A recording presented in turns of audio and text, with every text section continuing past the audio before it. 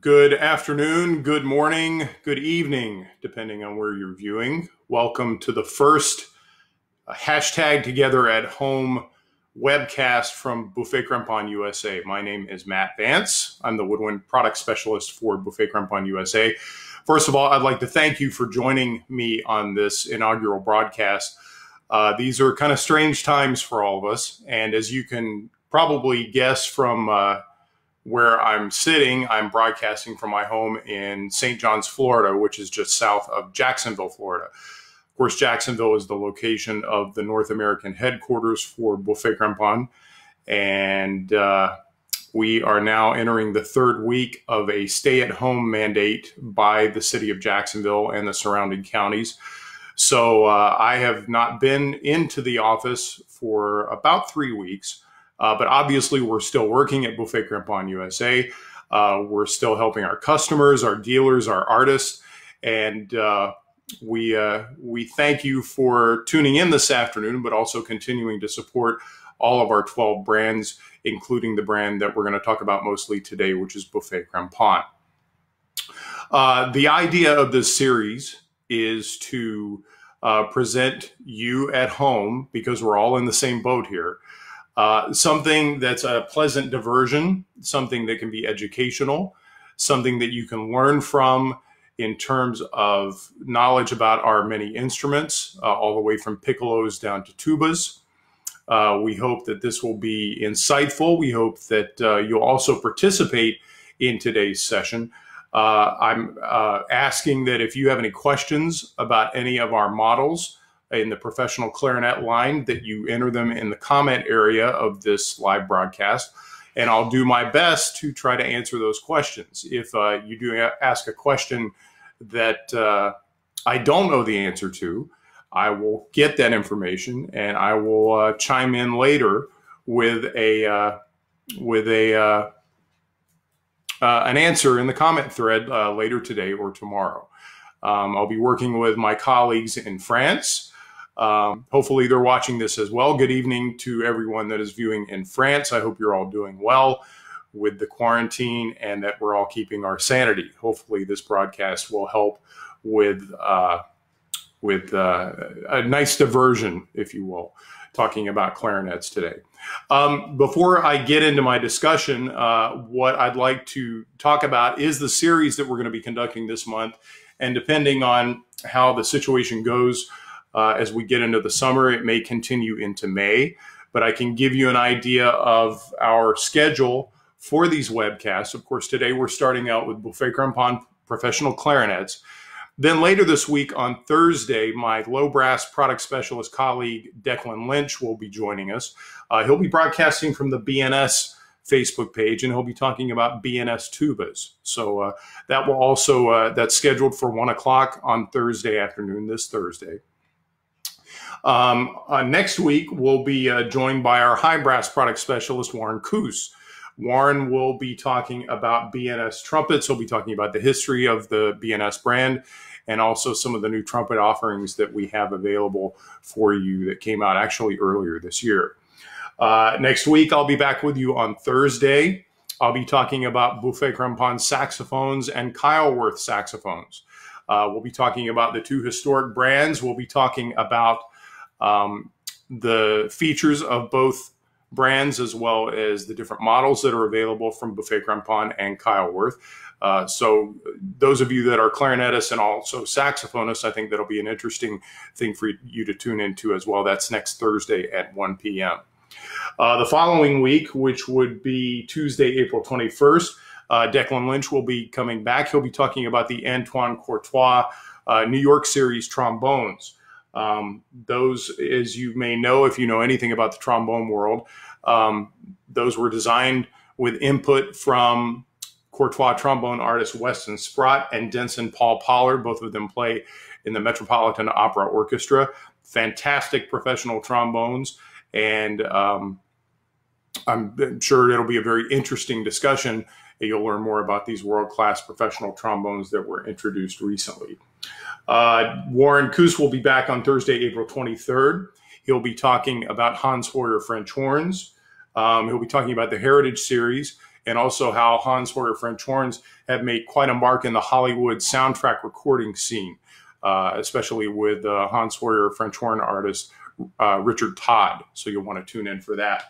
As we look to the next week, which will be Tuesday, April 28th, I'll be joining you again. I'll be joined by double reed sales specialist Lori Orr. Some of you may know Lori. She's our New York showroom manager, and we'll be doing a discussion of Buffet Crampon group pro double reeds and performance double reeds. So we'll be talking about Buffet Crampon performance and professional oboes and English horns.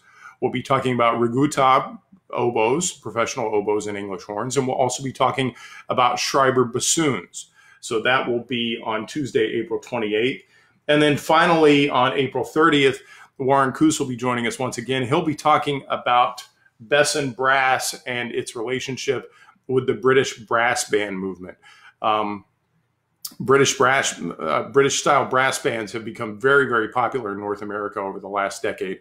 And Warren is not only an expert on Besson brass, he is also an expert on the brass band world. He has been featured as a solo cornet with the Central Florida Brass Band, and he'll be talking on April 30th about Besson brass and its historic tie-in with the brass band. So I hope you'll join us for all of those presentations. Again, the next one will be Thursday with B&S Brass with Declan Lynch. He'll be talking about tubas. And then we'll have sessions every Tuesday and Thursday on the dedicated brass or dedicated brands Facebook pages for the remainder of the month. And again, this is our idea to create a nice diversion for everybody. I think we all need to get away from the news a little bit, to get away from quarantine talk and COVID-19 talk, and get back to the things that we really love. And if you're tuning in, obviously you love Buffet Crampon, you love Buffet Crampon clarinets, and hopefully this will be an educational session for you to learn a little bit about the three bore families that we have with Buffet Crampon professional clarinets, learn about the different models that we have in those bore families, and also some of the different features of those different models as well. I appreciate everyone tuning in up to this point. It looks like we have a nice crowd tuning in. I encourage you, if you have any questions that you would like to submit that we can talk about regarding Buffet Crampon clarinets. The focus of today's talk is professional clarinets, but if you do have any other questions about any of the other clarinet families in the performance or student models, we can certainly talk about that as well. But the main focus of today's talk is going to be about professional clarinets. So let's get started with talking about the different bore families that we have, because a lot of people don't even realize that there are different bore families in Buffet Crampon professional clarinets. Of course, when everybody thinks about Buffet Crampon professional clarinets, what do they think of? They think about the legendary R13. And as a matter of fact, I have my 1975 R13 here with me today. Unfortunately, one of the drawbacks with the quarantine and the stay-at-home order is that we're not able to go into the office, so I'm not able to get any instruments to use as part of my presentation. However, I do have my personal R13 here, and it's from 1975. No, I didn't buy it in 1975, but it's got nickel-plated keys. It's a wonderful clarinet. For those of you that don't know me, I'm primarily a saxophonist, but I do a lot of doubling on clarinet and bass clarinet. This is my personal R13. I've got a Maney barrel on it, and it's a wonderful instrument. I wish I played it a little better, but what I have the clarinet on hand for today also is, as we talk about the different models and the different features on those models, I'll point at my personal clarinet which areas I'm talking about. Again, I don't have the different models. I wish I did, that I could demo for you and show you in person, but you can get an idea of the different models that we're talking about when we talk about the different bore families. So the R13, it was introduced in 1955, designed by the legendary acoustician Robert Carré at the Buffet factory outside of Paris, France. Why was the R13 so important, and why does it endure as the most popular professional clarinet in the world today? Well, primarily it's because of the polycylindrical bore. What is a polycylindrical bore? Well, what we're talking about when we talk about a polycylindrical bore is that there are two cylinders internally in the clarinet. There's a cylinder here and a cylinder here. I'm being pretty general when I'm talking about the acoustic design of the instrument. But that had never been done before. Up to that point, generally speaking, the design was a cylindrical bore. So when Robert Carré came up with the polycylindrical bore, that changed everything. That changed the sound concept, the modern clarinet sound concept. It changed the response, how people liked how the instrument responded, the sound that they were hearing, and the R13 took off. And it's largely unchanged with a few technical changes from its introduction in 1955. The R13 has been around since 1955. And it comprises the main bore family of our professional clarinets that we still have today. There are two other bore families that are very popular. There's the RC bore family, and there's also the tradition bore family, which was introduced in 2016. Now, as far as the different families and the different models, I'm going to do a very brief discussion about those models within each family, and I'll talk about how they're different. They all have a few different design changes that makes each model within the bore family unique. So let's start with the R13 bore family, and we'll talk about those different models and what makes each one just a little bit different. Of course, we have the R13. Again, this is my 1975 R13 that I've had for many, many years. My personal R13 has nickel-plated keys, and if you look closely, you can see the nickel plating on there. It's a little bit worn, but not bad for an instrument from 1975. The R13 is also available with silver-plated keys. What's the difference? Is one better than the other? That's a question I get a lot at trade shows, at conferences. You know, a lot of people assume that silver-plated keys are better than nickel-plated keys because it's silver. And it's really a personal preference thing. When people ask me if one is better than the other, I tell them really it's more of a personal preference thing. The nickel-plated keys versus the silver-plated keys give you a different feel. There's also an issue with skin acidity. If someone has acidic skin, that can affect the plating and the wear on the plating over time, and something to consider. There are also a lot of people that feel that one plating resonates better for them than the other. Some prefer a silver-plated resonance over a nickel-plated resonance, or vice versa. So there are a lot of variables that we talk about when we talk about nickel-plated versus silver-plated. It's not so much that one's better than the other, one's more expensive than the other. It really is a personal preference thing.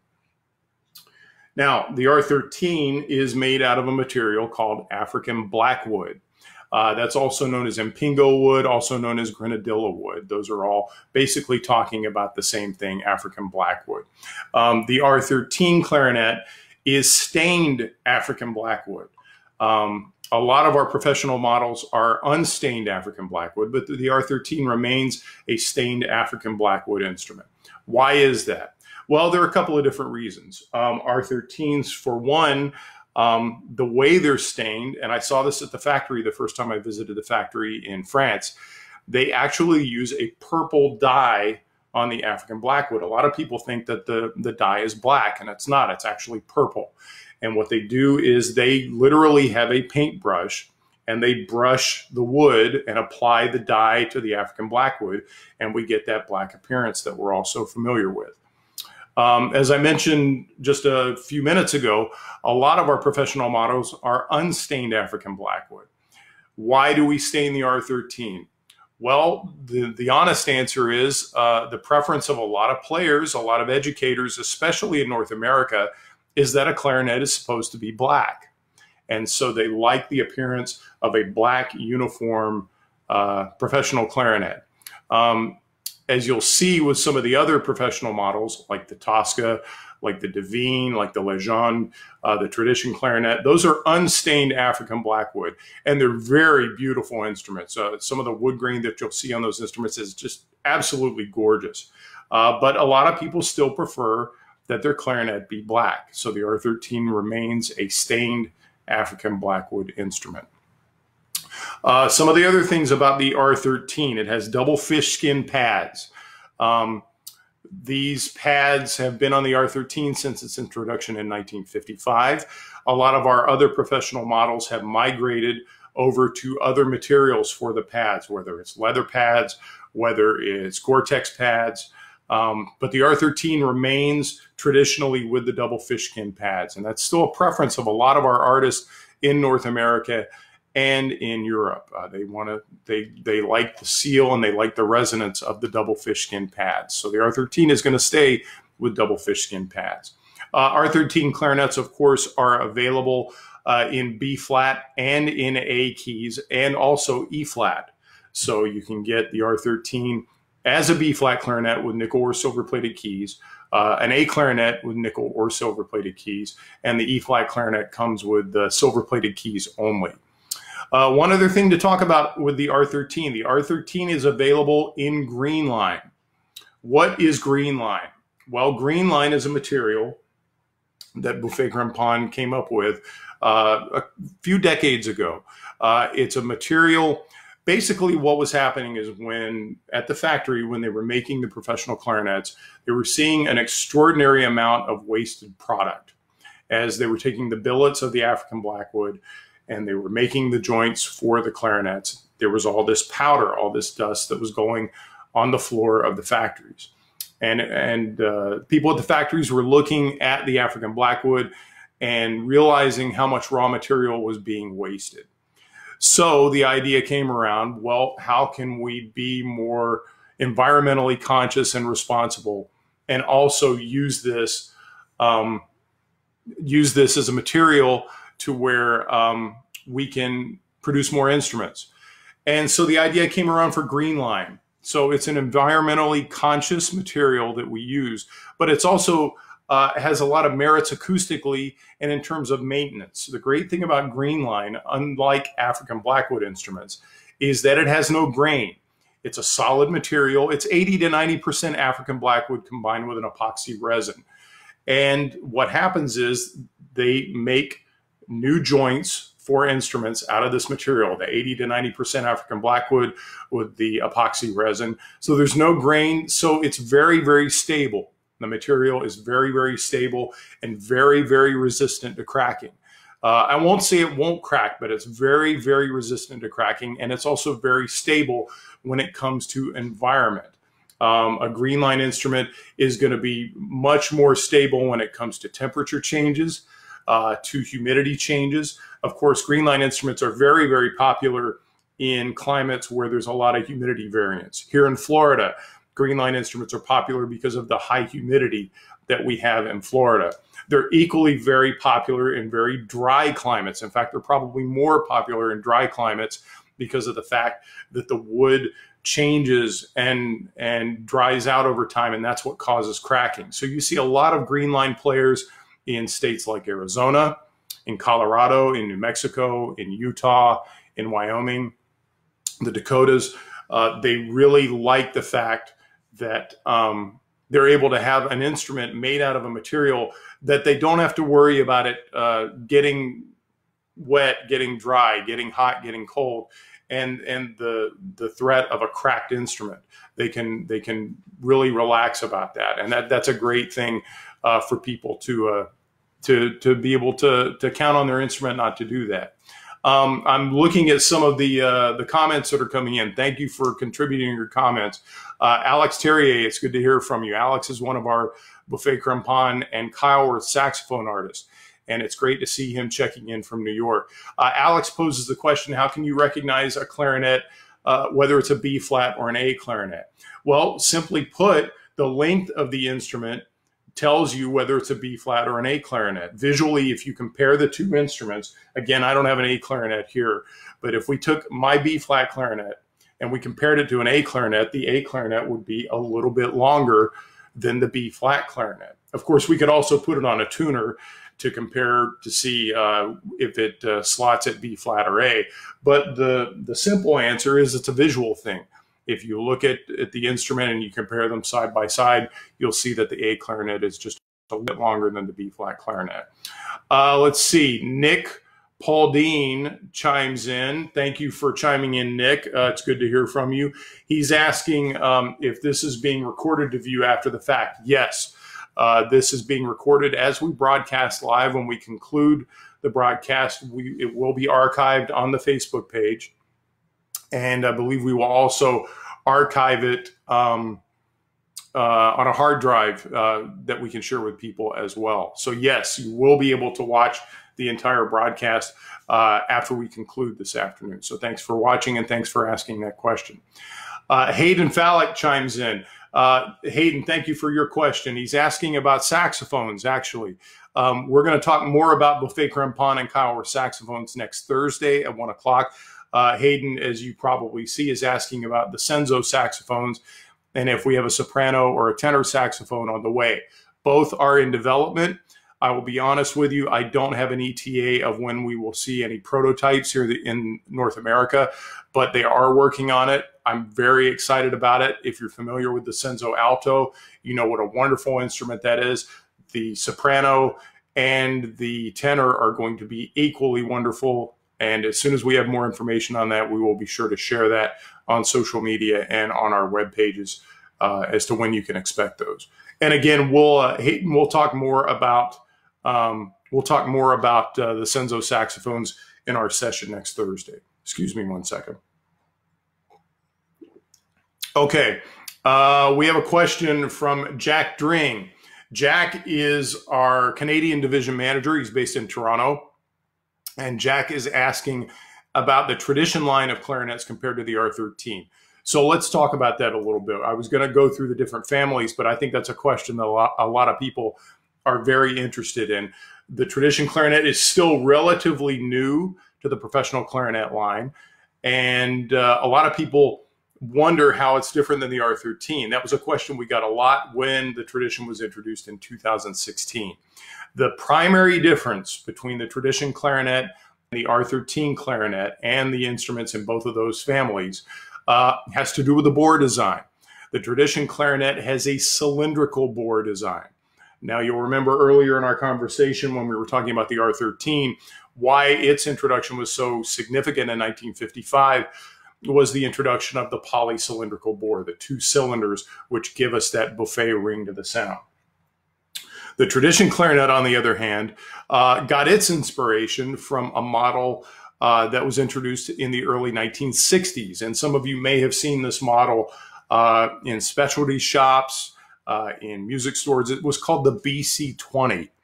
And the BC-20 was a cylindrical bore design instrument. And a lot of people really like that instrument. And like I said, you'll see some of those instruments still floating around. The biggest difference or the biggest issue that people had with the BC-20 is the intonation with itself, the tuning, that it didn't play in tune with itself.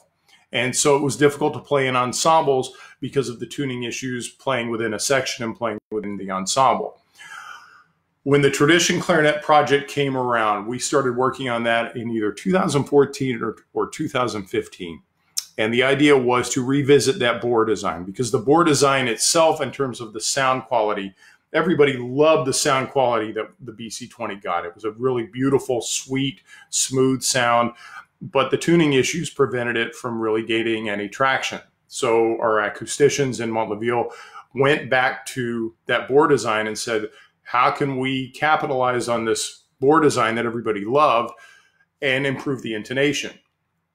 So they experimented with a lot of different ideas, and one of the things that they tried was taking the Tosca tone hole layout and putting it on the cylindrical bore, and it worked.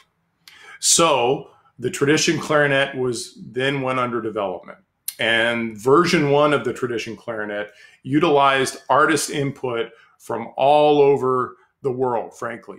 We had an artist team here in the United States that contributed input into the tradition clarinet. The artists that were involved in that, Mark Nuccio, Bert Hara, Jonathan Gunn, Victoria Luperi, and Greg Radin. The 5 of them had what we called research and development summits in Jacksonville, Florida. They came to Jacksonville a couple of times, met with us, met with some of the designers from France, experimented with different key combinations, different joint combinations, different tone hole layouts, and they came up with version 1 of the Tradition clarinet, which was very popular and very, very successful. Fast forward to 2019, version 2 of the Tradition clarinet came out. And there were some very noticeable differences and notable differences between version 1 and version 2. What didn't change? The bore design didn't change. The tone hole layout didn't change. So you still had the cylindrical bore design, and you still had the Tosca tone hole layout to where you got the improved tuning over the BC20. What did change? The original version had stained African blackwood like the R13. Version 2 now has unstained African blackwood. They're beautiful instruments. Another big design change with version 2 of the Tradition was the addition of the low F correction key. What's the low F correction key? If you're not familiar with this, this was a feature that was first introduced on the Tosca professional clarinet a couple of decades ago. It's, and again, my instrument won't have this feature, of course, because this is an older R13, but there's an added key here and an added vent right here. What does that do, or why do we have it?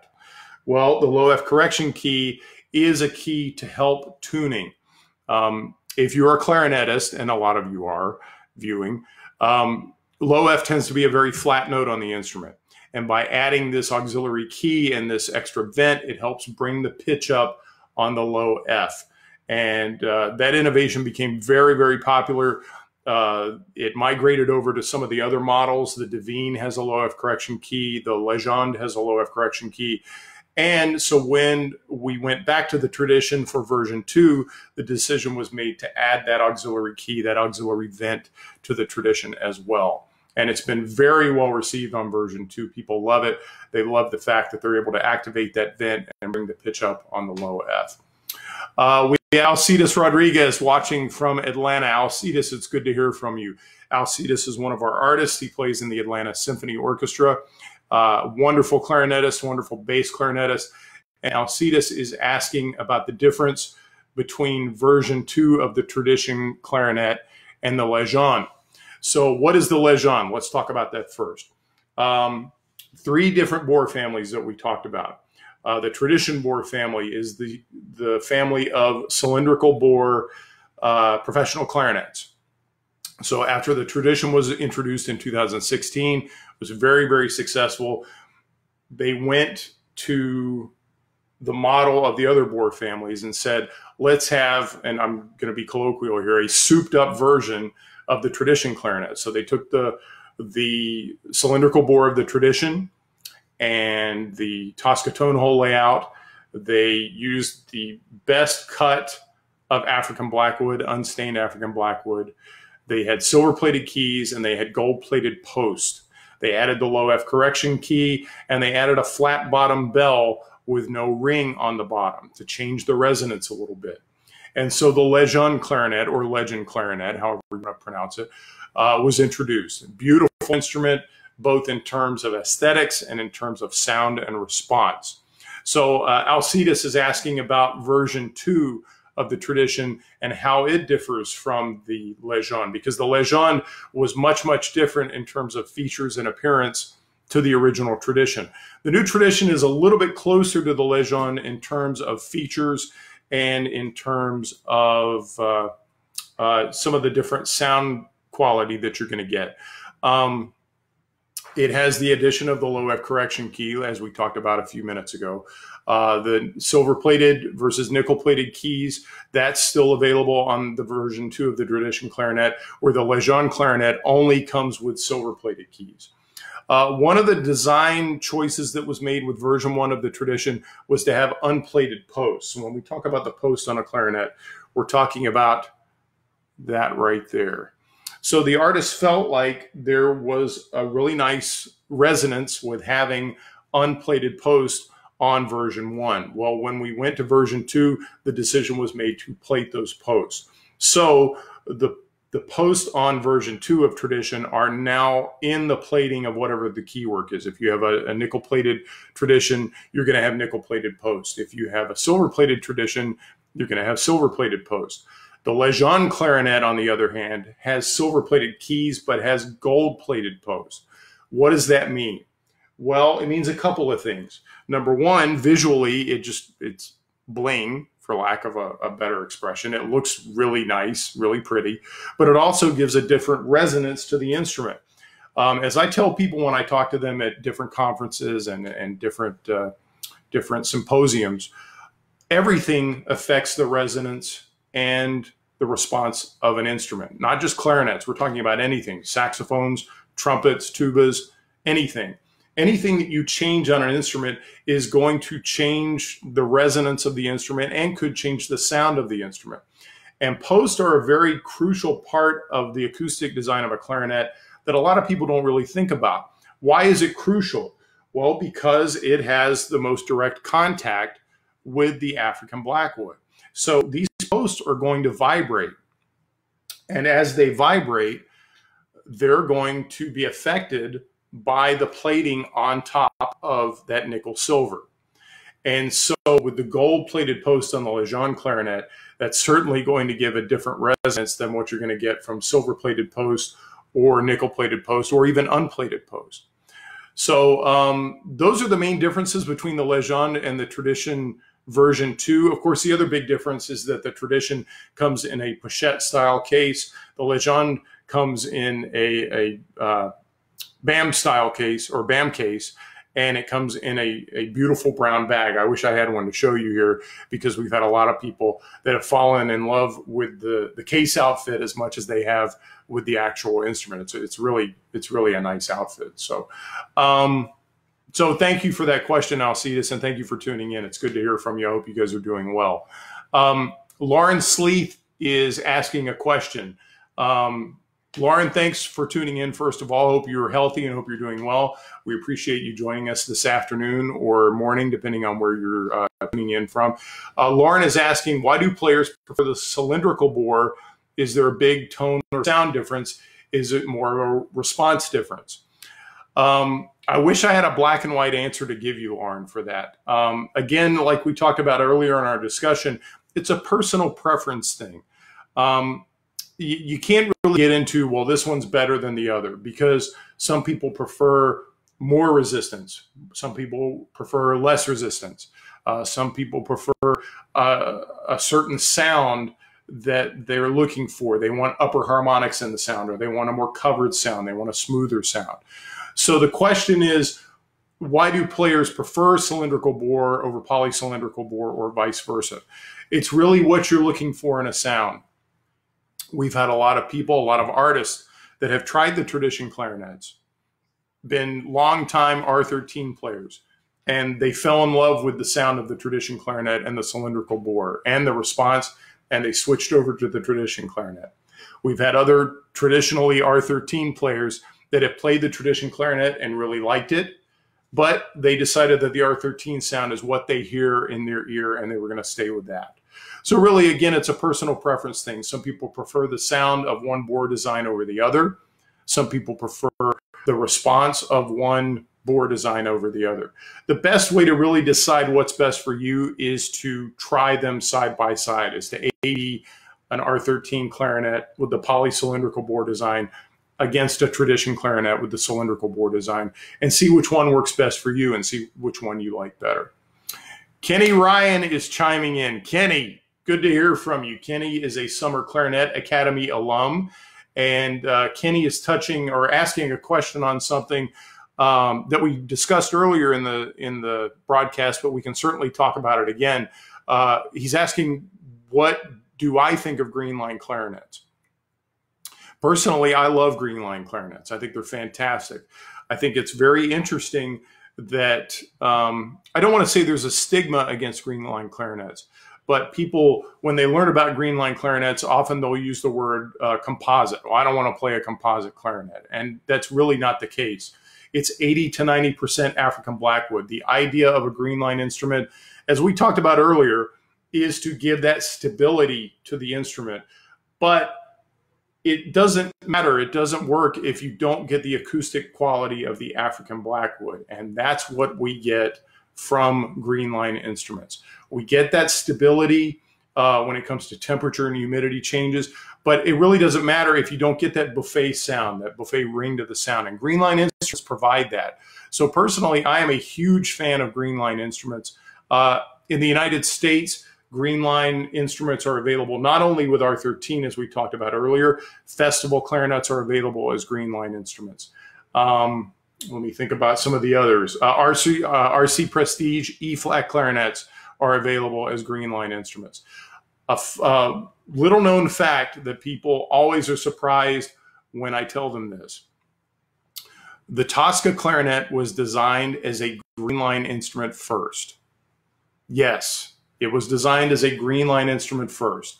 When the Tosca was under development, the idea with this brand new model was to come up with a model that really utilized the acoustic properties of the Greenline. And so the Tosca came out as a Greenline instrument first. And the wood version actually came later.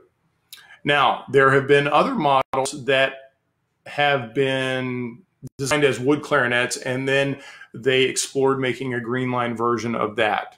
The tradition clarinet is an example of that. They experimented with Greenline versions of the tradition clarinets, and frankly, they weren't happy with them. And it's why we don't have Greenline tradition clarinets. We do have Greenline Lejeune clarinets. That combination of the silver-plated keys, the gold-plated posts, and the different bell on the bottom without the ring, that worked with the Greenline material when Greenline didn't match up so well with the tradition instruments. So it's very interesting to look at where you can find the Greenline instruments. We also have a Greenline bass clarinet. The Prestige low E flat and low C bass clarinets are available as Greenline instruments as well. So I always encourage people to check out Greenline instruments when maybe they haven't thought about that before, just because it really is a terrific option, not only if you're in an environment that you have to worry about humidity and temperature, but often it's an instrument that just plays terrific, and people really prefer that particular instrument over even a wood instrument. So that's a good question, Kenny. Thank you for asking. We've got Robert Zeligman chiming in. Robert, it's good to hear from you. Robert is asking about the RC bore, and thank you for asking that question. We were going to get into that earlier, and then we started talking about some of the other models.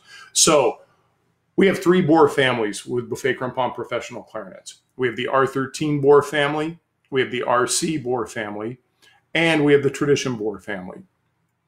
R13 bore family is polycylindrical. Tradition bore family is cylindrical. RC clarinets are also polycylindrical, but it is a different bore design than the R13. Similar but different, and I can't really get into the technical details of what exactly is different. It is a polycylindrical bore design like the R13, but the internal dimensions are a little bit different than what you find with the R13. People ask about the RC bore clarinets and how are they different from R13 bore clarinets. Again, that's a very subjective question. I think a lot of it depends on the player. To my ear, as far as what I hear with R13 versus RC clarinets, I hear RC clarinets being a little smoother, a little darker in tone. You'll find that RC bore clarinets are much, much more popular in Europe than they are in the United States. You don't find too many people in the United States or North America playing RC clarinets. The vast preference is for R13 clarinets and now the tradition bore family clarinets. I think RC clarinets are wonderful. I love them. The RC, just the straight RC, the BC 1104, 1114, excuse me. The RC Prestige is very, very popular in certain parts of North America. RC Prestige clarinets are very popular around New York City. You get a lot of people that play that instrument up there. Of course, the RC Prestige E-flat clarinet is still considered the gold standard as far as professional E-flat clarinets go. You find more E-flat players in symphony orchestras playing the RC Prestige instrument. So I think the biggest difference, again, to my ear, with the RC bore family clarinets versus the R13 is that there's a little more covered, smoother sound with the RC bore. R13 clarinets typically have more upper harmonics to the sound. So North American players tend to prefer that because it tends to cut a little more through the orchestra, where European players like that smooth, dark, covered sound. I'm a big fan of RC clarinets, RC Bohr family clarinets, and obviously they're very popular in Europe. So very good question. Thank you for that, Robert. Let's see. Tony Reddig is chiming in. Tony, thanks for joining us. He's asking, do the Tradition and Lejeune have the same bore as the R13 or RC, or is it its own bore? The Tradition is its own bore, Tony. It's a cylindrical bore. It's the third bore family of Buffet professional clarinets that we talked about pretty extensively earlier. The cylindrical bore, in terms of a sound quality, again, it's subjective to my ear. I kind of hear the Tradition clarinet as being in between the R13 bore family and the RC bore family. It has qualities of both. It has some of the upper harmonics to the sound that you get from R13 bore family clarinets, but it's also got that smooth, sweet sound that we get from the RC bore family of clarinets. So very good question. Tony's also asking, well, it looks like Al Maniscalco chimed in. He was asking about Limité and Zoe clarinets being discontinued. They are not. They are still readily available and terrific instruments if you're interested in those as well. Okay, and yeah, Melanie answered your question. Hi, Melanie. Good to see you tuning in this afternoon. Melanie Wong is on the broadcast. Formerly, she was the woodwind technician at our New York showroom, and she is now a woodwind technician for RDG Woodwinds in Los Angeles. So it's really good to see Melanie chiming in. I appreciate you joining us this afternoon. Let's continue talking about the different bore families. So we've talked about R13 bore family, we've talked about RC bore family, and we've talked about Tradition bore family. So let's talk about the different clarinets that we have in each family, because a lot of people, as we addressed earlier in our discussion, don't even realize that there are any different bore designs with professional clarinets. They think there's the R13 and that's it. So let's talk about the different instruments in the R13 bore family, and then we'll talk about the different instruments in the other bore families as well. So the R13 bore families we talked about, polycylindrical bore introduced in 1955. There are a lot of variations with that instrument from the R13, but bore design essentially stays the same. The entry-level professional clarinet that we offer from Buffet Crampon USA is the E13. The E13, the model number is BC1103, and it is a polycylindrical bore like the R13. However, it's just a little bit larger, the bore size, than the R13. What effect does that have on the instrument? Well, it's a little less resistant. Because we have a larger bore, there's not as much back pressure, not as much to push against. So often the E13 is a really good option for younger players. It's also a terrific professional option for doublers. If you're a saxophone player like me, and saxophone players typically don't like as much resistance. So the E13 is a terrific option for doublers as well if they're looking for something that's a little less resistant than what they find with an R13 or some of the other professionals. Some of the other R13 bore family members, the festival clarinet. Festival clarinet is very, very popular. That's one of our most popular professional clarinet options, and it's also a terrific value for a professional clarinet. Because it's in the R13 bore family, it has the polycylindrical bore like the R13. However, it has some notable differences. It has the addition of the left-hand A-flat, E-flat key. Now, you'll see on my R13, there's not that added key right here that you'll find with the Festival. The Festival has that key along with some of the other professional models. It comes in very handy for certain technical passages. The cut of African blackwood used for the Festival clarinet is also a little more dense. So you're going to get a little more focused, centered sound than you might have with the Festival clarinet. The biggest difference with the Festival is the position of the register tube. Now, when we talk about the register tube, we're talking about this little pip right here. With the Festival clarinet, the register pip is actually positioned 3 millimeters higher than what you're going to find on the R13. And that can make a big difference. It can make a difference in terms of response in the throat tones. It can also make a difference in terms of the intonation in the upper register over the break. So the festival is another member of the R13 bore family. When we get into the RC bore family, of course, we start with the RC clarinet. The RC, in terms of features, is very similar to the R13. It has silver-plated keys, stained African blackwood. It has a flat bottom bell instead of a rounded bottom bell. When we talk about the bell design, I don't know how well you can see this, but even with my 1975 R13, we have a rounded bottom to the bell. The RC clarinet has a flat bottom, and that actually makes a big difference in terms of the sound quality that we get out of the clarinet. You also have the RC Prestige instruments, which are part of the RC bore family. Again, that's kind of a souped up version of the RC. It's got the auxiliary A flat, E flat key. It's a much denser cut of African blackwood, and it's outfitted with two barrels, a 65 and a 66 for the B flat, and a 64 and a 65 for the clarinet. We didn't talk about the top model from the R13 bore family, and alongside it, the top model of the RC bore family. For the R13, you have the R13 Prestige, and then you have the Tosca. The Tosca is considered the top instrument in the R13 bore family. It has a different tone hole layout. It has the addition of the low F register, or excuse me, low F correction key. It's got the auxiliary A flat, E flat key that you find on the left hand, available as a green line instrument and also as a wood instrument. For the RC bore family, we have the Divine, which is the top of that bore family.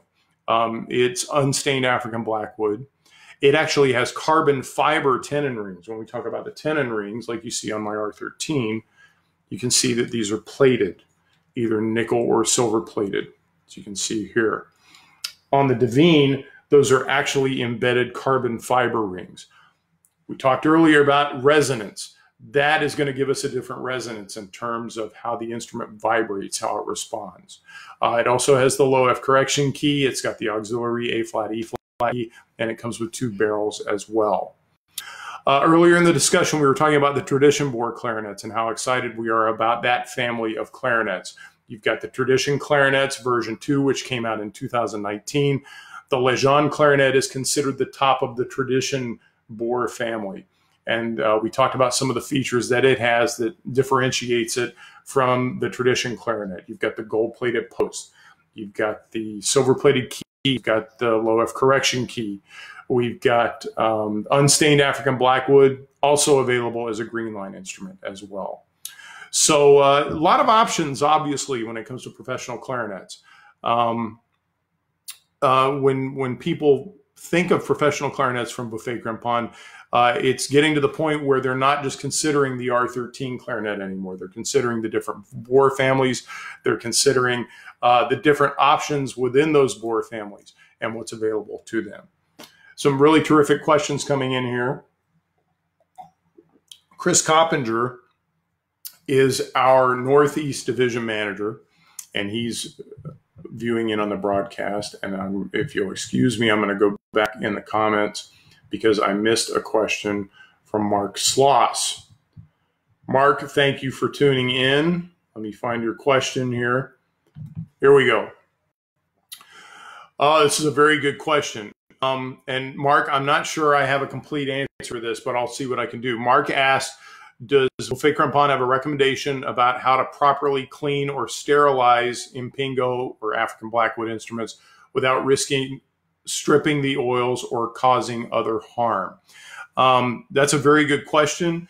As far as what is acceptable to use on an instrument to clean it, especially in this day and age when we're so concerned about COVID-19, I would think a very light cleaning fluid. It's interesting. I was reading an article about cleaning produce, believe it or not. And I'm not sure exactly how this is going to tie into cleaning clarinets, but they recommended just thoroughly wiping down with a wet cloth. I don't think it's a good idea to use anything like dishwashing liquid or rubbing alcohol or anything like that. Rubbing alcohol might be an option, but I'll tell you what I'm going to do, Mark. I'm going to check with some of my colleagues in France and our technicians here in the United States to see if a recommendation for that. That's a very good question and a very timely question, and I will see what I can find out, and I will come back with an answer for you as soon as possible. Let's see, there was a question about some of our other brands. It looks like Kevin came in with a question about Schreiber German clarinets. Schreiber is one of the brands under the Buffet Crampon umbrella. We actually have 12 brands, and if you on the banner, sorry, the banner behind me, I feel like a TV weatherman. There's a Schreiber logo there. Schreiber is one of our brands. Of course, in North America, the interest in Schreiber is primarily with bassoons. However, Schreiber does manufacture German clarinets. We don't typically have those available in North America because, frankly, there's very little interest. But if you would like to contact me directly, if you have any interest in getting one, I can see what I can find out for you. Let's see, other questions and other things that we can talk about. We haven't talked about harmony clarinets yet. Let's spend a couple of minutes before we wrap things up to talk about the different options that we have available for harmony clarinets. When people think of harmony clarinets from Buffet Crampon, primarily they think of bass clarinets. And we have wonderful bass clarinets available for you. How are they different? We have the Prestige bass clarinets and we have the Tosca bass clarinets. Frankly, like the B flat and the A clarinets, it has to do with the bore design. You get a different sound with a Prestige bass clarinet versus a Tosca bass clarinet. And it's a personal preference thing. We've had a lot of major bass clarinet artists switch over to Tosca bass clarinets since they were introduced a few years ago. But we've had a lot of artists that have stayed on the Prestige bass clarinet. They prefer that sound and that response. Prestige bass clarinets are available either as a low E flat or as a low C instrument. The low E flat instrument is the 1183 and the low C instrument is the 1193. Tony Reddick just chimed in with a question. Has there ever been an RC bass clarinet? Yes, there was an RC bass clarinet that was produced years ago. What do I know about it? Very little, to be honest with you, Tony, other than it was a different bore design than the Prestige bass clarinet that we have now. I'll see one of those instruments every so often, but they're really pretty rare. And the mechanical design of the instrument was very, very different than what we see with the modern Prestige and Tosca bass clarinets. But they are around, and you do find those occasionally. Now, getting back to the Prestige bass clarinets, we introduced another model a couple of years ago at the ICA Clarinet Fest in Orlando, the Prestige with a removable extension. And this really appealed to some players, especially players that prefer the level of resistance that they get from a low E flat bass clarinet versus what they get from a low C bass clarinet. As a frequent doubler, I do a lot of playing on bass clarinet, and I much prefer playing a low E flat bass clarinet to a low C bass clarinet. Again, this has to do with the resistance factor. Because I'm primarily a saxophone player, I prefer less resistance, and low E flat bass clarinets are freer blowing than low C bass clarinets just because the physics of the length of the tube of the low C bass clarinet. The Prestige with the removable extension is a fantastic opportunity for someone like me because I can remove the extension. I have range to low D, so it's a freer blowing bass clarinet with the extension removed. However, if I'm doing a show where I'm required to have a low C bass clarinet, I pop that extension on there. I have the low C. Basically, I've got two bass clarinets on, which is really, really appealing to someone like me. As far as the Tosca bass clarinet, it's a different bore design than the Prestige bass clarinet. People ask what the sound difference is. And again, I think it's a subjective question, especially when you look at the comparisons of the B flat and the A clarinets. I think Tosca bass clarinets maybe don't have the upper harmonics to the sound that you get with a Prestige bass clarinet. But again, this is just my personal experience and what I've gleaned from talking to some of our artists. Again, I know that a lot of our bass clarinet artists have migrated over to the Tosca bass clarinet. Andre Moisan in the Montreal Symphony Orchestra, plays a Tosca bass clarinet. We also have Laurie Bloom of the Chicago Symphony Orchestra. He plays on a Tosca and a Prestige bass clarinet, depending on the literature and depending on what type of sound he's looking for. Chris Coppinger chimed in just now that Amy Zolotto of the New York Philharmonic, she still plays on a Prestige low C bass, the 1193. She tried the Tosca basses. She really liked them, but her preference remained on the Prestige bass clarinet with range to low C. So you have different options and different flavors there. Again, it's a personal preference thing for you. With the harmony clarinets, in addition to the bass clarinets, we have basset clarinets. We have a basset horn. We have alto clarinets. We have a contra alto clarinet. A lot of people ask why we don't produce a contrabass clarinet. The short answer is we just don't. The contra alto clarinet is a terrific instrument and does very well for us, but at this time we don't have any plans to manufacture a contrabass clarinet. One other thing to talk about with bass clarinets is that we have a fantastic student performance option for bass clarinet, the 1180. My personal bass clarinet that I use on shows is an 1180 bass clarinet. The features of that instrument, it's African blackwood. It has silver-plated keys. It's unstained African blackwood, by the way, so it's a really beautiful instrument. Range to low E flat, so it's a very free-blowing instrument. And price-wise, it's at a very good price point for school band programs that are looking for an all-wood bass clarinet with silver-plated keys that's not going to break the bank as far as what a professional bass clarinet would do.